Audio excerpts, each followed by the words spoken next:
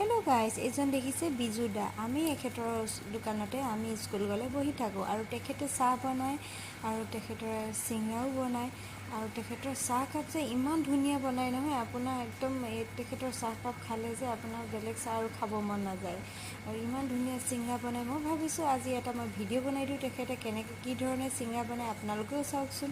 ইমান ধুনীয়াকৈ চিঙৰাটো বনায় আৰু চাহকাপ বনায় যে আপোনাক খায়ো বহুত ভাল লাগে। এয়া দেখিছে চব্জি বনাইছে আৰু এনেকৈ কৰি বনাইছে, বনাই পেলাই চিঙৰা এফালে বনাই আছে, এফালে চাহ বনাই আছে। কাৰণ স্কুল ছুটি দিব হৈ গ'ল না, সেইটো কাৰণে জল্দি জল্দি চাহ আৰু চিঙৰা বনাই দিছে। এয়া হৈছে অনিতা, তাইক অলপ টেষ্ট কৰিব দিছে গাখীৰটো হৈছেনে নাই হোৱা, কম হৈছে নে বেছি হৈছে। মানে কম হৈছে বুলি ক'লে আকৌ অলপ গাখীৰ দি দিব। এয়া চিঙৰা দেখিছেনে ধুনীয়াকৈ হৈ গৈছে।